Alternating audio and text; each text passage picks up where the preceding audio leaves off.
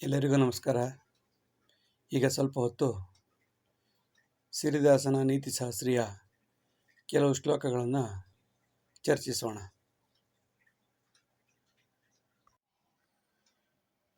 ಪಂಚಾದಿ ದಶವರ್ಷಾಂತಂ ಸಂಧ್ಯಾ ಮುಕ್ತಕ ವಾಚನಂ ತಿಥಿವಾರಸ ನಕ್ಷತ್ರಂ ಗುಣನಂಚ ಸುಭಾಷಿತಂ.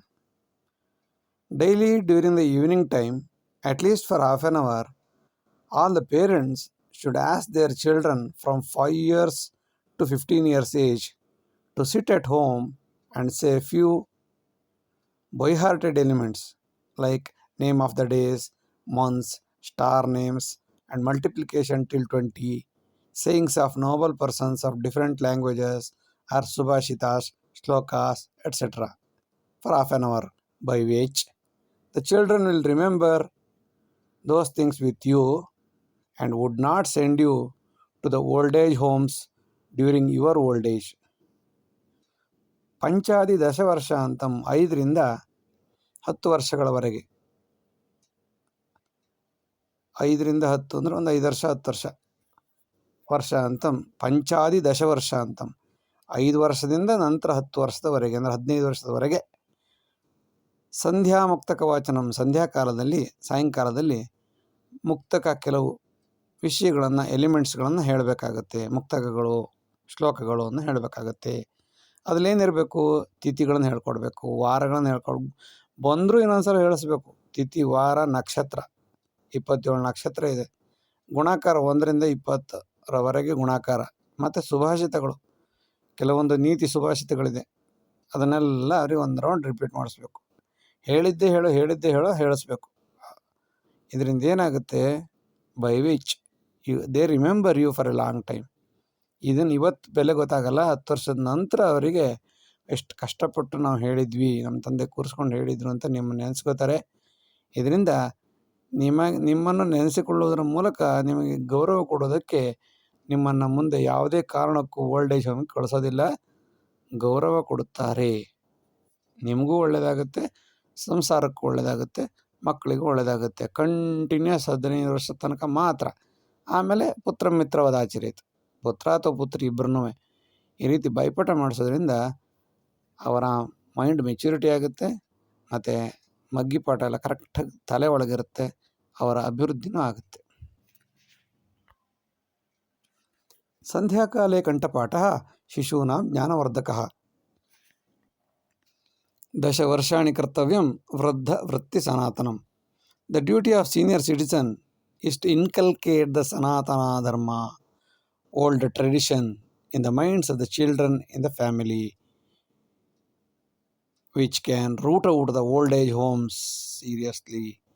Daily, during the evening time, at least for half an hour, all the parents as well as the senior citizens should ask their children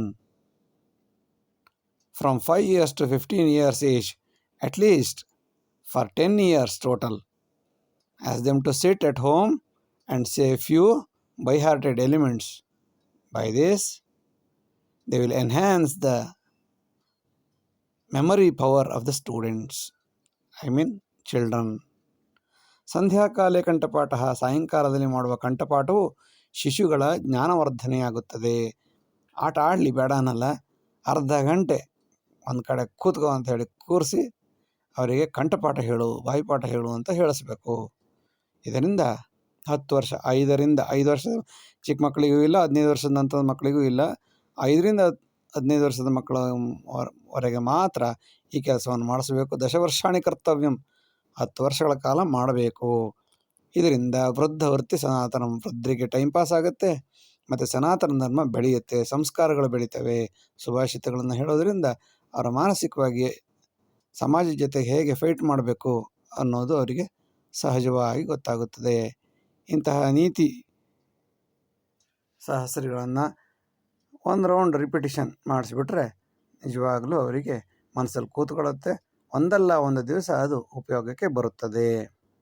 ಮತ್ತು ನಿಮಗೂ ಸನಾತನ ಧರ್ಮ ಬೆಳೆಸೋದಕ್ಕೆ ಮೊಮ್ಮಕ್ಕಳಿಗೆ ಹೇಳ್ಕೊಡೋದಕ್ಕೆ ಸಹಕಾರಿಯಾಗುತ್ತೆ. ಮುದುಕ, ವಯಸ್ಸಾದ ಮುದುಕ ಅಂತ ಹೇಸಿಗೆ ಪಡುವಷ್ಟಿಲ್ಲ, ಅದು ಕರ್ತವ್ಯ. ಮೊಮ್ಮಕ್ಕಳನ್ನು ನಾನು ಮುಂದುವರಿಸ್ಕೊಂಡು ಹೋಗಬೇಕು ಅನ್ನೋ ಭಾವನೆ ಇಟ್ಟು ಸೀನಿಯರ್ ಸಿಟಿಸನ್ ಆದರೆ ನನ್ನ ಕರ್ತವ್ಯ ಶುರುವಾಯಿತು ಅಂತ ತಿಳಿದು ಮೊಮ್ಮಕ್ಕಳಿಗೆ ಕರೆದು ಕೂರಿಸಿ ಹೇಳಿಸಿದ್ರೆ ಸಂಸ್ಕಾರನೂ ಬೆಳೆಯುತ್ತೆ, ಸಂತಾನನೂ ಬೆಳೆಯುತ್ತೆ, ಸನಾತನ ಧರ್ಮನೂ ಬೆಳೆಯುತ್ತೆ. ಕ್ರೋಧಾದೇವೈ ಸರ್ವತ್ರ ಸಮಸ್ಯಾ ಮೂಲ ಕಾರಣಂ ಸಮಾನೇ ವೀಕ್ಷಣಂ ದುಷ್ಟಂ ಕಾಲೇ ಹಂತವ್ಯ ದುರ್ಜನಂ. ಕ್ರೋಧಾದೇವೈ ಸರ್ವತ್ರ ಸಮಸ್ಯಾ ಮೂಲ ಕಾರಣಂ ಸಮಾನೇ ವೀಕ್ಷಣಂ ದುಷ್ಟಂ ಕಾಲೇ ಹಂತವ್ಯ ದುರ್ಜನಂ. Anger is the main source of hatred and many other problems of life which raises the blood pressure of a person. Instead, we have to observe silently and wait and watch the circumstances and the opportunities and cut into pieces of bad personalities as an opportunist. ಕ್ರೋಧಾದೇವೈ ಸರ್ವತ್ರ ಕೋಪವೇ ಎಲ್ಲ ಸಮಸ್ಯೆಗಳಿಗೆ ಮೂಲ ಕಾರಣ. ಸಮಾನೇ ವೀಕ್ಷಣಂ ದುಷ್ಟಂ ದುಷ್ಟನ ಒಂದೇ ಥರ ಗಮನಿಸ್ತಾ ಇರಬೇಕು, ನೋಡ್ತಾ ಇರಬೇಕು, ವೀಕ್ಷಣೆ ಮಾಡ್ತಾ ಇರಬೇಕು. ತತ್ಕ್ಷಣದಲ್ಲಿ ಹೇಳಿಬಿಡಬಾರದು, ಕಾಯಬೇಕು, ಸಮಯ ನೋಡಿ ಕಾಲೇ ಹಂತವ್ಯ. ಸರಿಯಾದ ಪೆಟ್ಟು ಬಿದ್ದ ಅಂದರೆ ಮತ್ತೆ ತಲೆ ಎತ್ತಬಾರ್ದು. ಆ ರೀತಿ ಕಾಲ ನೋಡಿ ಸಮಯ ನೋಡಿ ದುರ್ಜನರನ್ನು ನಾಶ ಮಾಡಿಬಿಡಬೇಕು. ನೀತಿರಾಧಾರ್ಯೋ ರಾಜಃ ಅರ್ಥಶಾಸ್ತ್ರಂ ಪ್ರಯೋಜತಿ ಸಮಷ್ಟಿ ಸಂಪದಾಯಾತಿ ಧ್ರುವಾನೀತಿರ್ಮತಿರ್ಮಮ. A king who rules with ethics and economics, then all will enjoy the God-gifted means equally for a long time. ಯಾವ ರಾಜನು ಯಹ ರಾಜ ಯೋ ರಾಜ, ಯಾವ ರಾಜನು ನೀತಿರಾಧಾರ್ಯ ನೀತಿಯನ್ನು ಆಧರಿಸಿ ಅರ್ಥಶಾಸ್ತ್ರವನ್ನು ಉಪಯೋಗಿಸುತ್ತಾನೆಯೋ, ಅರ್ಥಶಾಸ್ತ್ರಂ ಪ್ರಯೋಜಿತಿ ಅರ್ಥಶಾಸ್ತ್ರವನ್ನು ಉಪಯೋಗಿಸ್ತಾನೆಯೋ, ಸಮಷ್ಟಿ ಸಂಪ್ರದಾಯಾತಿ ಎಲ್ಲ ರೀತಿಯ ಪ್ರಗತಿಯೂ ಸಾಧ್ಯವಾಗುತ್ತದೆ.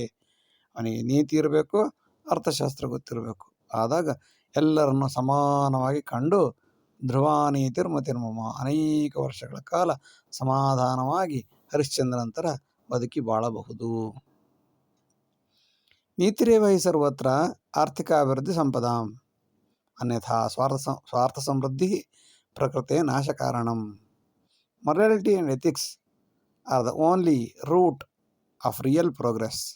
Otherwise, economics leads to greedy and selfishness and ruin the system as well as the nature.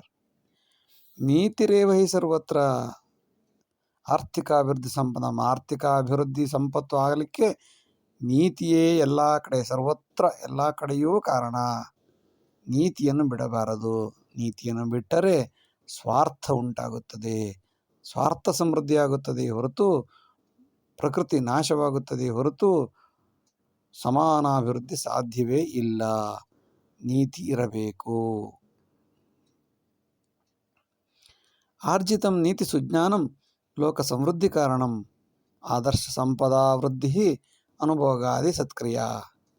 The knowledge earn through the morality and ethics will lead good governance. It will enhance the real assets and real consumption. ಆರ್ಜಿತಂ ನೀತಿ ಸುಜ್ಞಾನಂ. ನೀತಿ ಸುಜ್ಞಾನದ ಮೂಲಕ ಗಳಿಸಲ್ಪಟ್ಟದ್ದು ಲೋಕ ಸಮೃದ್ಧಿಗೆ ಕಾರಣವಾಗುತ್ತದೆ. ಆದರ್ಶ ಸಂಪದಾ ವೃದ್ಧಿ.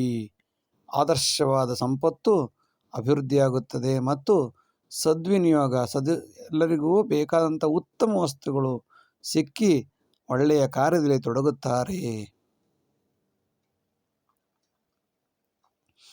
ಅರ್ಥಾಧಾರಿತ ಸುಜ್ಞಾನಂ ನೀತಿರಾಧಾರ್ಯ ಜೀವತಿ ತದರ್ಥಂ ನೀತಿ ಸರ್ವತ್ರ ಶಾಂತಿ ಸಮೃದ್ಧಿ ಕಾರಣಂ. The knowledge based on ethical economics should be implemented on ethics. Therefore, the ethics is the only cause for the real peace and the progress. ಸುಜ್ಞಾನಂ ಅರ್ಥಾಧಾರಿತಂ. ಅರ್ಥಶಾಸ್ತ್ರವನ್ನು ಆಧರಿಸಿದ ಸುಜ್ಞಾನವು ನೀತಿರಾಧಾರಿ ಜೀವತಿ. ಎಲ್ಲ ಅರ್ಥಶಾಸ್ತ್ರದ ಸಿದ್ಧಾಂತಗಳು ನೀತಿಯನ್ನಾಧರಿಸಿ ಬದುಕಬೇಕು, ಜೀವಿಸಬೇಕು. ತದರ್ಥಂ ನೀತಿ ಸರ್ವತ್ರ.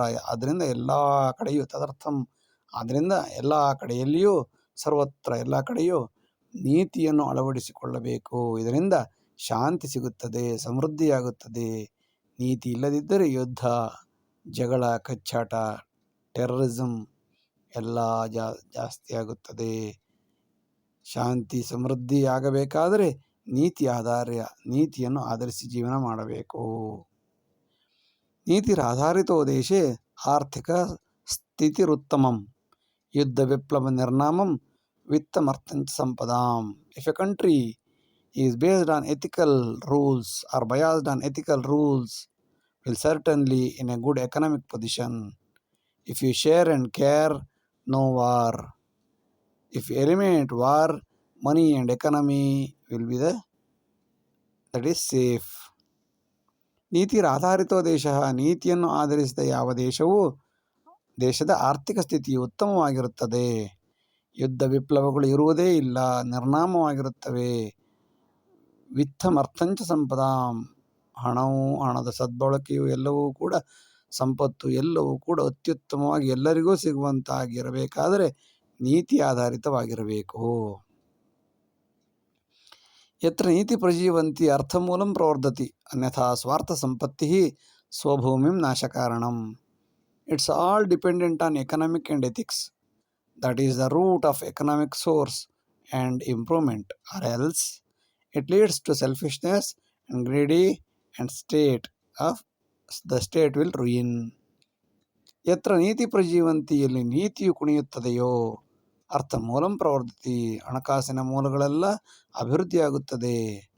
ಅನ್ಯಥಾ ಅಲ್ಲದಿದ್ದರೆ ಸ್ವಾರ್ಥ ಸಂಪತ್ತಿ, ದುರಾಸೆ, ದುರಾಚಾರ, ಭ್ರಷ್ಟಾಚಾರ, ಅನಾಚಾರ, ಅತ್ಯಾಚಾರ ಎಲ್ಲವೂ ಜಾಸ್ತಿಯಾಗಿ ಭೂಮಿಯನ್ನು ಕೂಡ ಭೂಮಿ, ಮಣ್ಣು, ಗಣಿಗಾರಿಕೆ, ಮರ, ಕಲ್ಲು ಯಾವುದನ್ನು ಬಿಡದೆ ನಾಶ ಮಾಡಿ ಪ್ರಾಣಿ ಪಕ್ಷಿ ಸಂಕುಲ ಎಲ್ಲವನ್ನು ತಿಂದು ತೇಗಿಬಿಡುತ್ತಾನೆ. ನೀತಿ ಇರಬೇಕು. ಆರ್ಜಿತಂ ನೀತಿ ಮಾರ್ಗೇಣ ಸಫಲಂ ಅರ್ಥಸಂಗ್ರಹ ಪುತ್ರ ಪೌತ್ರ ಪ್ರಪೌತ್ರಾಯ ಶಾಂತಿ ಸಮೃದ್ಧಿ ಸಾಧನಂ. Money earned through morality is really carrying a great weight. It will enhance the peace of the son, grandson and the family as well as a entire society as a whole. ಆರ್ಜಿತಂ ನೀತಿ ಮಾರ್ಗೇಣ, ನೈತಿಕವಾಗಿ ಏನನ್ನು ಪಡೆದುಕೊಂಡಿರುತ್ತಾರೆಯೋ ಸತ್ಯ, ಧರ್ಮ, ಕರ್ಮ ಅದನ್ನು ಆಧರಿಸಿ ಸಂಪಾದಿಸಿದ ಯಾವುದೇ ಹಣವು ನೀತಿ ಮಾರ್ಗದಿಂದಿದ್ದರೆ ಸಫಲಂ ಅರ್ಥ ಸಂಗ್ರಹ, ಅಂತಹ ದುಡ್ಡು ಶಾಶ್ವತವಾಗಿ ನಮ್ಮಲ್ಲಿಯೇ ಉಳಿಯುತ್ತದೆ.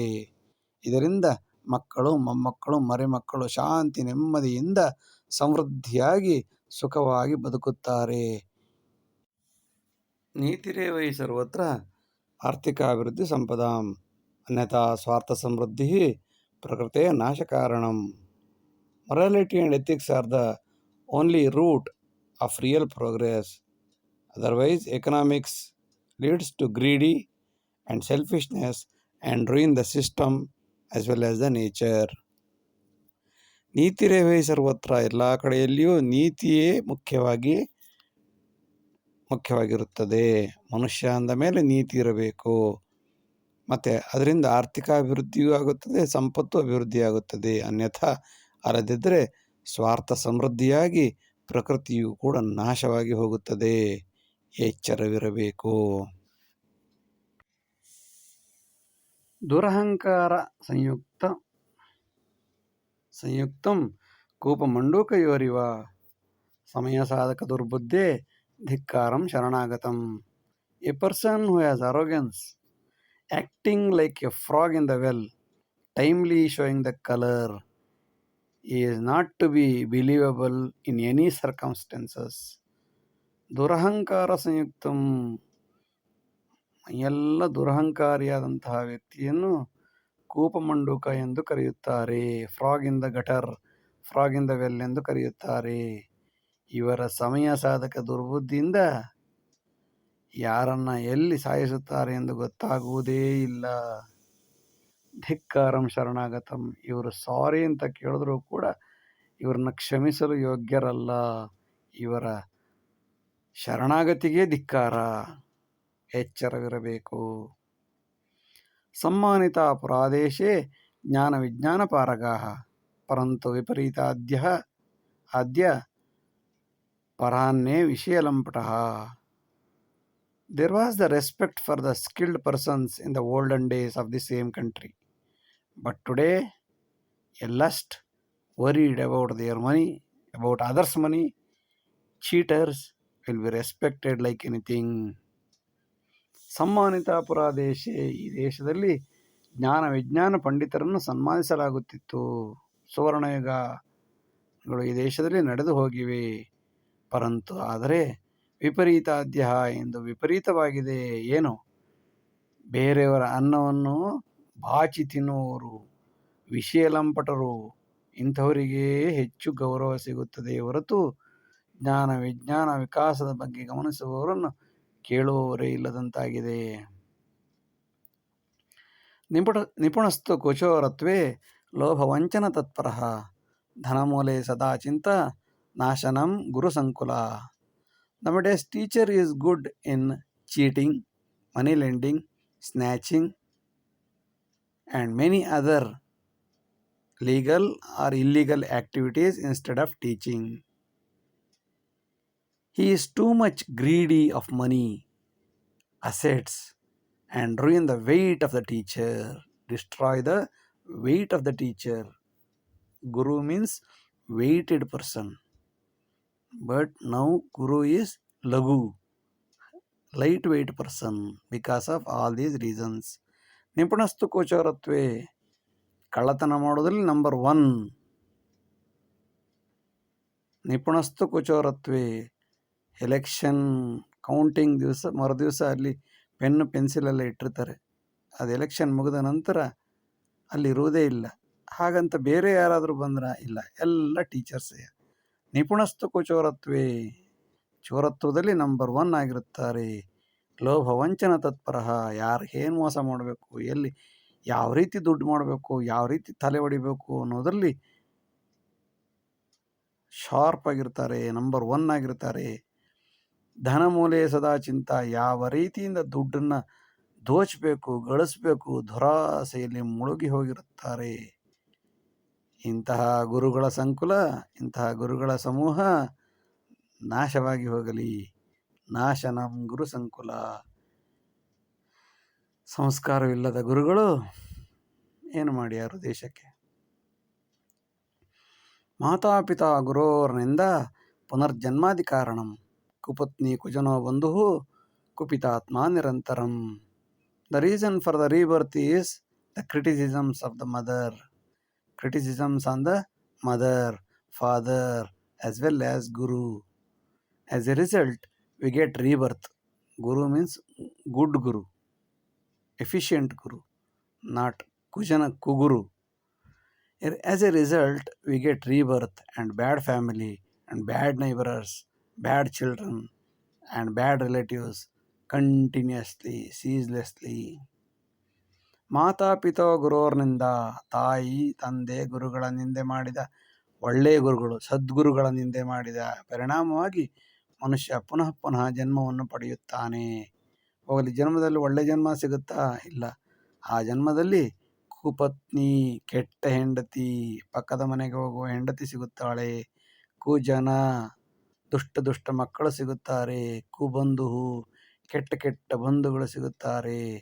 ಕುಪಿತಾತ್ಮ, ಮನಸ್ಸಿನಲ್ಲಿ ಉದ್ವೇಗ, ದ್ವೇಷ, ಚಿಂತನೆ, ಅಸೂಯೆ ಇದೇ ಬೆಳೆಯುತ್ತಾ ನಿರಂತರವಾಗಿ ಹುಟ್ಟುತ್ತಾ ಇರುತ್ತಾನೆ. ಪುನರಪಿ ಜನನಂ ಪುನರಪಿ ಮರಣಂ. ಕಾರಣ ಏನು? ಮಾತಾಪಿತಾ ಗುರೋರ್ನಿಂದ, ತಂದೆ ತಾಯಿ ಗುರುಗಳ ನಿಂದೆ ಮಾಡಿದರ ಪರಿಣಾಮವಾಗಿ ಜನ್ಮಾದಿ ಕಾರಣಂ, ಪುನಃ ಪುನಃ ಹುಟ್ಟುಗಳು ಉಂಟಾಗುತ್ತವೆ. ಕರ್ತವ್ಯಂ ಸೂಕ್ಷ್ಮ ಸಂವೇದಿ ಸೂಕ್ಷ್ಮ ದೇವಾರ್ಪಿತಂ ಮನಃ, ಸೂಕ್ಷ್ಮಾದೇವ ಅರ್ಪಿತಂ ಮನಃ. ಶಾಶ್ವತಿ ಸೂಕ್ಷ್ಮ ಕಾರ್ಯಂತೂ ಸೂಕ್ಷ್ಮತ್ವಂ ದೈವಮಾನ್ಹಿಕಂ. Do the duties seriously with scrutiny, even to meditation. Seriousness for any minute or every tiny work itself is a noble worship. ಕರ್ತವ್ಯಂ ಸೂಕ್ಷ್ಮ ಸಂವೇದಿ, ಯಾವುದೇ ಕೆಲಸವನ್ನು ಮಾಡುವಾಗ ಸ್ಮಾಲ್ ಈಸ್ ಬ್ಯೂಟಿಫುಲ್, ಸಣ್ಣ ಸಣ್ಣ ವಿಷಯವನ್ನು ಗಮನಿಸಿ ಫಿನಿಶಿಂಗ್ ಕೊಡೋದು ಅಂತಾರೆ ಟೈಲರಿಂಗಲ್ಲಿ. ಫಿನಿಶಿಂಗ್ ಕೊಡೋದ್ರ ಮೂಲಕ ಸಣ್ಣ ಸಣ್ಣ ವಿಷಯವನ್ನು ಗಮನಿಸಿ ನಡೆದಾಗ ಸೂಕ್ಷ್ಮಾದೇವ ಅರ್ಪಿತಂ ಮನಃ, ಸೂಕ್ಷ್ಮದಲ್ಲಿಯೇ ಮುಳುಗಿ ಮನಸ್ಸನ್ನು ಇಟ್ಟು ಕೆಲಸ ಮಾಡಿದರೆ ಉತ್ತಮವಾದ ವಸ್ತುಗಳನ್ನು ತಯಾರು ಮಾಡಬಹುದು, ಉತ್ತಮವಾದ ಕಾರ್ಯವನ್ನು ಮಾಡಬಹುದು. ಶಾಶ್ವತೀ ಸೂಕ್ಷ್ಮ ಕಾರ್ಯ ಅಂತೂ ಇಂತಹ ಸಣ್ಣ ಸಣ್ಣ ವಿಷಯಗಳನ್ನು ಗಮನಿಸಿ ಮಾಡಿದಂಥ ಯಾವುದೇ ಕಾರ್ಯವು ಶಾಶ್ವತವಾಗಿರುತ್ತದೆ, ಅನೇಕ ವರ್ಷಗಳ ಕಾಲ ಬದುಕುತ್ತದೆ. ಸೂಕ್ಷ್ಮತ್ವಂ ದೈವಮಾನ್ಯಕಂ, ಸೂಕ್ಷ್ಮತ್ತು ದೇವರಿಗೆ ಮಾಡುವ ಪೂಜೆಯಾಗಿರುತ್ತದೆ. ದೇವಾರ್ಪಿತ ಯದ್ವಸ್ತು ವ್ಯರ್ಥಂ ನೈವೋಪಜಾಯತೆ, ಜಲಕ್ಷೀರ ಮಧುರಾಜ್ಯಾದಿ ಸತೀರ್ಥಮಿತಿ ಯುಜ್ಯತೆ. The item which is given to the god cannot be a waste at any time. Water, honey, milk, etc. will be treated as a sacred water after coming from the god's statue or sculpture. ದೈವಾರ್ಪಿತ ಯದ್ವಸ್ತು, ದೇವರಿಗೆ ಅರ್ಪಿಸಿದ ಯಾವ ವಸ್ತುವು ಕೂಡ ವ್ಯರ್ಥಂ ನೈವೋಪಜಾಯತೆ, waste ಅಂತ ಇಲ್ಲ, ವ್ಯರ್ಥವಾಗುವುದೇ ಇಲ್ಲ. ಜಲಕ್ಷೀರ ಮಧುರಾಜ್ಯಾದಿ, ಜಲ, ಹಾಲು, ಜೇನುತುಪ್ಪ, ತುಪ್ಪ ಇತ್ಯಾದಿ ಎಲ್ಲವೂ ಕೂಡ ಸತೀರ್ಥಮಿತಿ ಯುಜ್ಯತೆ, ಅದನ್ನು ತೀರ್ಥ ಎಂದು ಸೇವಿಸುತ್ತಾರೆ ಹೊರತು ವೇಸ್ಟು ಅಂತ ಯಾರೂ ಹೇಳೋದಿಲ್ಲ. ಮತ್ತು ಅದು ವೇಸ್ಟ್ ಆಗುವುದೂ ಇಲ್ಲ, ಅದಕ್ಕೆ 100 ಪಟ್ಟು ಹೆಚ್ಚಿನದನ್ನು ಭಗವಂತ ಕರುಣಿಸಿಯೇ ಕರುಣಿಸುತ್ತಾನೆ. ಆರ್ಜಿತಂ ಸಹಸಾ ವಿದ್ಯಾ ಸುದೀರ್ಘೇ ನೈವ ಜೀವತಿ, ಯದ್ವಿದ್ಯಾ ಸತ್ವ ಸಂಪನ್ನ ಯಜ್ಜೀವತಿ ಸಜೀವತಿ. The knowledge earned suddenly will not be eternal, but if it is earned with great sacrifice and difficulty, that will be permanent. ಆರ್ಜಿತಂ ಸಹಸಾ ವಿದ್ಯಾ, ವಿದ್ಯೆಯನ್ನು ತತ್ಕ್ಷಣದಲ್ಲಿ ಅರ್ಧ ಗಂಟೆಲಿ ಬೈಹಾಟ್ ಮಾಡಿ ಎಲ್ಲ ಎಕ್ಸಾಮ್ ಬರೆದು ಈಚೆ ಬಂದು ಮಾರ್ತು ಬಿಟ್ಟರೆ ಸದೀರ್ಘೇನ್ ನೈವ ಜೀವತಿ, ಹೆಚ್ಚು ಕಾಲ ಅದು ಮನಸ್ಸಿನಲ್ಲಿ ಇರಲು ಸಾಧ್ಯವೇ ಇಲ್ಲ. ಆ ಟೈಮ್ಗೆ 3 ಗಂಟೆ ಟೈಮ್ಗೋಸ್ಕರ ಓದಿದ ವಿದ್ಯೆ ಎಂದೂ ತಲೆಯಲ್ಲಿರಲು ಸಾಧ್ಯವಿಲ್ಲ. ಬದಲಾಗಿ ಯದ್ವಿದ್ಯಾ ಸತ್ವ ಸಂಪನ್ನ, ಯಾವ ವಿದ್ಯೆಯು ಪ್ರತಿ ನಿಮಿಷದಲ್ಲೂ ಜೀವನ ಪರ್ಯಂತ ಆರ್ಜಿಸಲ್ಪಟ್ಟಿದೆಯೋ, ಕಷ್ಟದಿಂದ ಸಂಪಾದಿಸಲ್ಪಟ್ಟಿದೆಯೋ, ತ್ಯಾಗದಿಂದ ಸಂಪಾದಿಸಲ್ಪಟ್ಟಿದೆಯೋ ಅದು ಯಜ್ಜೀವತಿ, ಅದು 100 ವರ್ಷಗಳ ಕಾಲ ಸಜ್ಜೀವತಿ, ಬದುಕಿರುತ್ತದೆ. ವಿದ್ಯಾತು ಶ್ರದ್ಧೆಯ ಲಬ್ಧಂ ಸುಮುಖೇ ಅಂಕುರಿಷ್ಯತಿ, ಅಥವಾ ಅರ್ಜಿತ ಯಾ ವಿದ್ಯಾ ವಿನಾಶಯತಿ ಸಜ್ಜನಂ. The knowledge which is hard earned will be stated on the face. As we say, face is the index of mind. If it is freely earned, that will ruin the nobility soon. ವಿದ್ಯಾತು ಶ್ರದ್ಧೆಯ ಲಬ್ಧಂ, ಯಾವುದೇ ವಿದ್ಯೆಯನ್ನು ಶ್ರದ್ಧೆಯಿಂದ ಪಡೆದಿದ್ದರೆ ಸುಮುಖೇ ಅಂಕುರಿಷ್ಯತಿ, ಅವ್ರ ಮುಖ ನೋಡೋದ್ರೊಳಗೆ ವಿದ್ಯೆ ಇದ್ದವನ ಮುಖವು ಎದ್ದು ಬಂದಂತಿಕ್ಕು. ಸರ್ವಜ್ಞ ಹೇಳ್ತಾನೆ, ವಿದ್ಯಾತು ಶ್ರದ್ಧೆಯ ಲಬ್ಧಂ ಸುಮುಖೇ ಅಂಕುರಿಷ್ಯತಿ, ಮುಖದಲ್ಲಿ ಎದ್ದು ಕಾಣುತ್ತೆ ಕಷ್ಟಪಟ್ಟು ಓದಿದ ನೀವನು ಅಂತ. ಅಂಬೇಡ್ಕರ್ ಫೋಟೋ ನೋಡಿದ್ರೇ ಮನಸ್ಸಿಗೆ ಸಮಾಧಾನ ಆಗುತ್ತೆ, ಎಷ್ಟು ಕಷ್ಟಪಟ್ಟಿರಬೇಕು, ಅವ್ರ ಮುಖದಲ್ಲೇ ಗೊತ್ತಾಗುತ್ತೆ ತೇಜಸ್ಸು. ಸುಮುಖೇ ಅಂಕುರಿಷ್ಯತಿ. ವಿವೇಕಾನಂದರ ಫೋಟೋ ನೋಡಿದ್ರೇ ಅವರ ವಿದ್ಯೆ ಜ್ಞಾನ ಗೊತ್ತಾಗುತ್ತೆ. ಅಥವಾ ಅರ್ಜಿತ ವಿದ್ಯಾ, ಅಥವಾ ಇನ್ಯಾವುದೇ ರೀತಿಯಿಂದ ಕಷ್ಟಪಡದೆ ಕಾಪಿ ಹೊಡೆದು ಬಿಟ್ಟು ದುಡ್ಡು ಕೊಟ್ಟು ಪಾಸ್ ಮಾಡಿದ ಸರ್ಟಿಫಿಕೇಟು, ಅಥವಾ ಅರ್ಜಿತ ಯಾವ ವಿದ್ಯಾ, ಮಾಡಿದಂತಹ ಯಾವ ವಿದ್ಯೆಯು ಅವರು ಸಾಯೋದಲ್ಲದೆ ಸಜ್ಜನರನ್ನು ನಾಶ ಮಾಡುತ್ತದೆ. ಗತ್ಯಾಧಾರಿತ ಯದ್ದೇಶೆ ದ್ವಿಸ್ತಂಭಂ ಅತ್ಯವಶ್ಯಕಂ, ದುರಾಚಾರೇ ವಿನಶ್ಯಂತಿ ಲೇಖಪಾಲಕ Naik. The progress of state depends upon 2 things. One is they are strict rules. There should be strict rules on the judges and auditors in the state frequently. Then only we can see the progress of the state. If you don't control the judges and auditors, they spoil everything in the country. ಗತ್ಯಾಧಾರಿತ ಯದ್ದೇಶಿ, ಅಭಿವೃದ್ಧಿಯಾಗಬೇಕು ಎಂಬ ಆಸೆ ಇರುವ ದೇಶದಲ್ಲಿ ದ್ವಿಸ್ತಂಭಂ, 2 ಕಂಬಗಳನ್ನು ಸರಿಯಾಗಿ ನಿಲ್ಲಿಸಿಕೊಳ್ಳಬೇಕು. ಒಂದು, ದುರಾಚಾರ ವಿನಾಶ ಆಗಬೇಕಾದ್ರೆ ಲೇಖಪಾಲಕ ಸರಿ ಇರಬೇಕು, ಆಡಿಟರ್ ಜನರಲ್ ಸರಿ ಇರಬೇಕು, ಮತ್ತು ನ್ಯಾಯಸ್ಥಾನವನ್ನು ನ್ಯಾಯ ಕೊಡುವವನು ಸರಿ ಇರಬೇಕು. ಇವರಿಬ್ಬರು ಕರಪ್ಟ್ ಆದರೆ ಮತ್ತು ದೇಶವನ್ನು ನೀನು ಅಭಿವೃದ್ಧಿ ಮಾಡುವ ನಾಶ ಮಾಡುವ ಅವಶ್ಯಕತೆಯೇ ಇಲ್ಲ. ಇವರಿಬ್ಬರೇ ನಾಶ ಮಾಡಿ ಬಿಡುತ್ತಾರೆ. ಎಚ್ಚರವಿರಬೇಕು.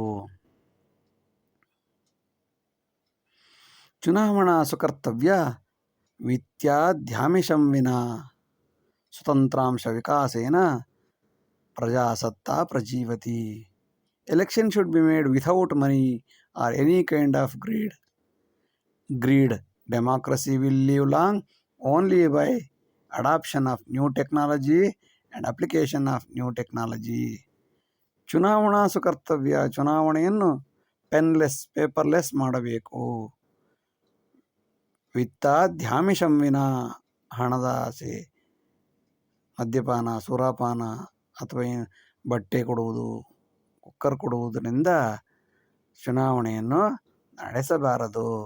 ಬದಲಾಗಿ ಸ್ವತಂತ್ರಾಂಶ ವಿಕಾಸೇನ, ಸ್ವತಂತ್ರಾಂಶ ಒಳ್ಳೆಯ ರೀತಿಯ ಟೆಕ್ನಾಲಜಿಯನ್ನು ಬಳಸಿಕೊಂಡು ವಿಕಾಸ ಮಾಡುವುದರಿಂದ ಪ್ರಜಾಸತ್ತಾತ್ಮಕ ದೇಶವು ಪುನರುಜ್ಜೀವನಗೊಳ್ಳುತ್ತದೆ. ವಿಡಿಯೋ ನೋಡಿದ್ದಕ್ಕಾಗಿ ಧನ್ಯವಾದಗಳು. ಲೈಕ್ ಮಾಡಿ, ಶೇರ್ ಮಾಡಿ, ಸಬ್ಸ್ಕ್ರೈಬ್ ಮಾಡಿ. ಮುಂದಿನ ಎಲ್ಲ ವಿಡಿಯೋಗಳನ್ನು ನಿರೀಕ್ಷಿಸಿ. ವಂದನೆಗಳು. ನಮಸ್ಕಾರ.